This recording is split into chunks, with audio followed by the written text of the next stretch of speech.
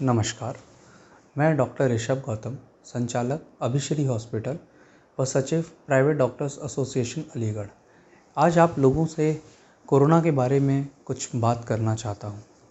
आज जिस प्रकार से हमारे पूरे देश में और विश्व में कोरोना की महामारी फैली हुई है, इसने हमारे पूरे देश को जकड़ा हुआ है, उसके बारे में हम लोग कुछ बात करना चाहेंगे। ये बहुत ही ख़राब स्थिति हमारी हो रही है।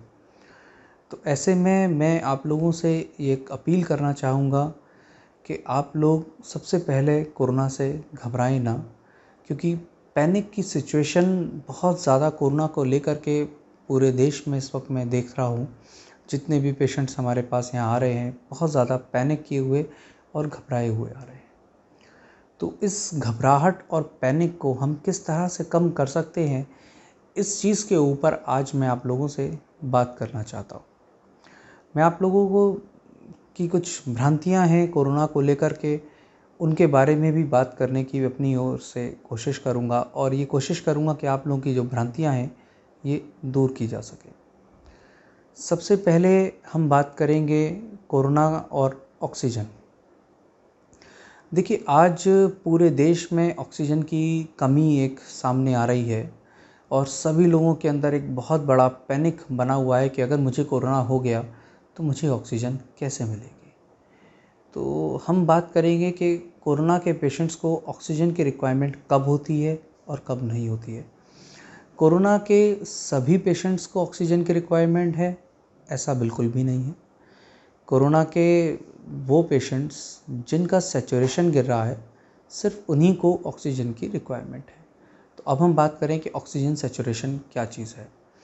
तो SpO2 एक आजकल चल रहा है पल्स ऑक्सीमीटर, लोग के घरों में है और इजीली अवेलेबल है।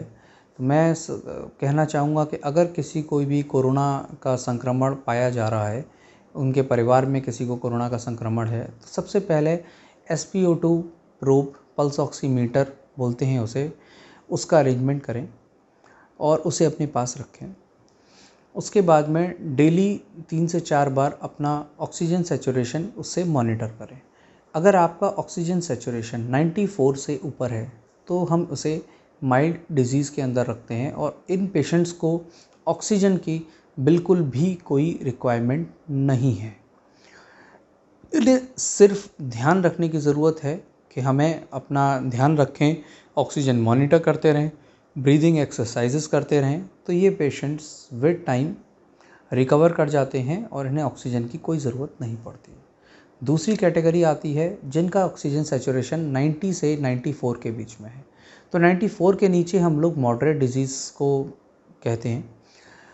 इन पेशेंट्स को स्ट्रिक्ट मॉनिटरिंग की ज़रूरत है, इन्हें कभी भी ऑक्सीजन की ज़रूरत पड़ सकती है। दूसरा, हमारा जो ऑक्सीजन सैचुरेशन का टारगेट है इन पेशेंट्स में, वो 92 का है। तो अगर 92 से ऊपर अगर आपका ऑक्सीजन सैचुरेशन विदाउट ऑक्सीजन चल रहा है, तो मैं ऑक्सीजन कहूँगा कि आपको रिक्वायर्ड नहीं है। अगर आपका ऑक्सीजन सैचुरेशन 90 या उससे नीचे है तो डेफिनेटली आपको ऑक्सीजन की ज़रूरत है। तो अगर हम इस तरह से देखते हैं माइल्ड, मॉडरेट, सीवियर, तो मेरे हिसाब से एक बहुत ही कम रेशो का पेशेंट आएगा जिसे ऑक्सीजन की ज़रूरत पड़ेगी। तो पैनिक की सिचुएशन का कोई मतलब नहीं है।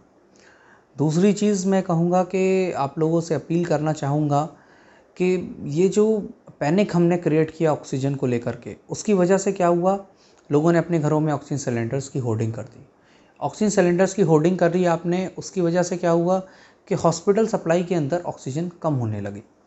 जब हॉस्पिटल सप्लाई के अंदर ऑक्सीजन कम होने लगी तो ऑक्सीजन की डिमांड जो बढ़ी, तो ऐसा लगने लगा कि ऑक्सीजन सप्लाई क्रैश हो गई है इंडिया की। तो ऐसा नहीं है, ऑक्सीजन की सप्लाई एक बहुत प्रॉब्लमेटिक इशू बन चुका है। पर अगर हम पैनिक नहीं करेंगे और इस ऑक्सीजन की होर्डिंग से बचेंगे और अपने आसपास वालों को भी कहेंगे कि नहीं भाई, ये ऑक्सीजन सिलेंडर की होर्डिंग मत करो, तो ये सारी जब हॉस्पिटल की चेन के अंदर एंटर करेगी तो बहुत सारे पेशेंट्स को इसका फ़ायदा मिल सकता है। आपने मान लीजिए अपने घर में एक ऑक्सीजन सिलेंडर रखा हुआ है अपने परिवार के लिए, और उस परिवार को ऑक्सीजन सिलेंडर की ज़रूरत नहीं पड़ी, बहुत भगवान की कृपा है। और बिल्कुल मैं चाहता हूं कि किसी भी पेशेंट को कोरोना के ऑक्सीजन की ज़रूरत ना पड़े, ये मेरा भगवान से एक प्रार्थना है। तो अगर आपको नहीं पड़ती है और इस तरह के 1000 सिलेंडर्स अगर मान लीजिए होर्डिंग में पड़े हुए हैं, तो आप सोचिए उस 1000 सिलेंडर्स से कितने पेशेंट्स को हॉस्पिटल में ऑक्सीजन सप्लाई मिल सकती थी, जिन्हें अगर नहीं मिली और उनकी अगर जान चली जाती है तो उनकी जिम्मेदारी किसकी है? डॉक्टर की, हॉस्पिटल की, या होर्डिंग करने वाले की?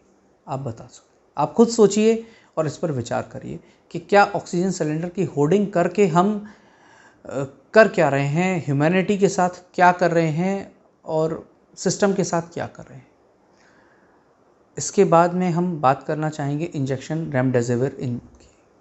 तो उसके लिए भी मैं आप लोगों को ये कहना चाहूँगा कि इंजेक्शन रेमडेसिविर हर पेशेंट को रिक्वायर्ड नहीं है। सबसे पहली चीज़, इसके लिए एक बहुत छोटी सी विंडो है।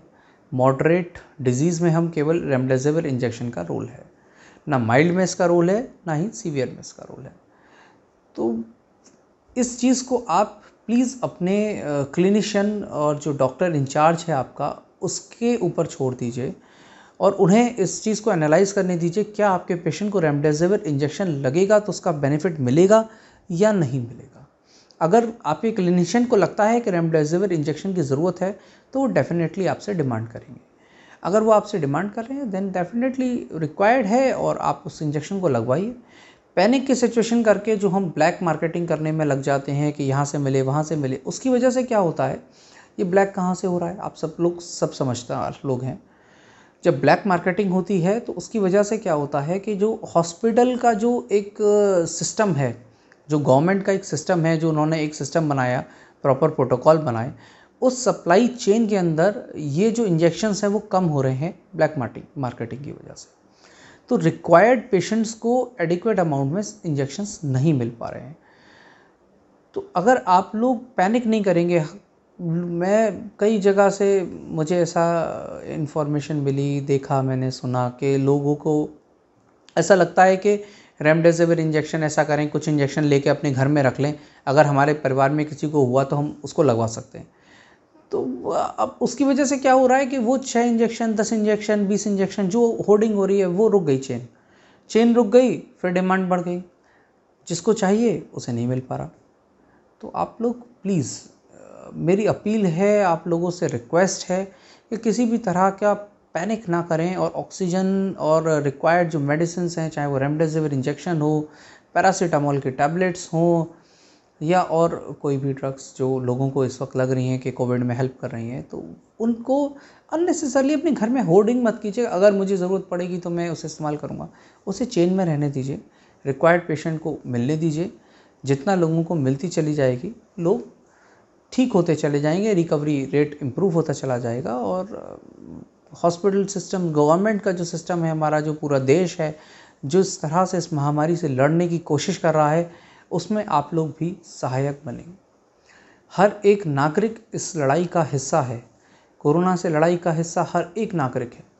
ऐसा नहीं कि जो कोरोना वॉरियर है वो केवल एक डॉक्टर है या कोई पैरामेडिकल स्टाफ है या नगर निगम वाले हैं या सरकार है, पुलिस है, नहीं। हर एक इंसान, हर एक नागरिक इस कोरोना से लड़ाई का हिस्सेदार है और हर एक नागरिक को इस हिस्से को अपने निभाना होगा, अपने पार्ट को प्ले करना होगा।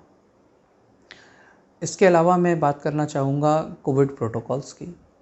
देखिए, अब बीच में सभी लोगों को ये लगने लगा कि अब कोविड ख़त्म हो गया है, तो हम लोगों ने एक ढील सी दे दी और मास्क पहनना और मार्केट्स में जाना, ये सब एकदम शुरू कर दिया, एकदम फुल फ्लैजेड। कई लोगों को ये लगने लगा कि सब बेकार है, मास्क से कुछ नहीं होता, इससे कुछ नहीं होता।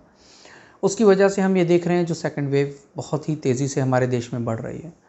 इसे रोकने का फिर वही तरीका है, पहले की तरह घर पर रहिए, सुरक्षित रहिए, 2 गज़ दूरी, मास्क है ज़रूरी, हाथ को साफ़ करिए, सैनिटाइजेशन, मास्क, सोशल डिस्टेंसिंग, कैसे भी कह लीजिए, हिंदी में बोलें, इंग्लिश में बोलें, जैसे समझ सकते हैं उसे समझने की कोशिश कीजिए, पर कोविड प्रोटोकॉल्स को फॉलो करिए। इनको आप बिल्कुल भी लाइटली ना लें। कोविड प्रोटोकॉल्स बहुत ही बेनिफिशियल हैं और आपको और आपकी फैमिली को कोरोना के संक्रमण होने से बचा सकते हैं। इसके अलावा हम लोग आज और भ्रांतियाँ कम करने की कोशिश करेंगे।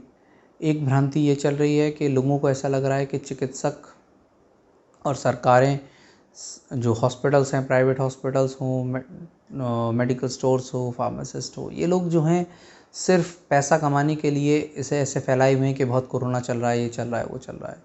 ऐसा नहीं है। कोरोना का संक्रमण फैला हुआ है, आपको बचाव की बहुत ज़रूरत है। ट्रीटमेंट इसका पॉसिबल है। अर्ली स्टेजेस में अगर आप ट्रीटमेंट लेते हैं तो रिकवरी रेट बहुत अच्छा है, 90% से ऊपर का रिकवरी रेट है।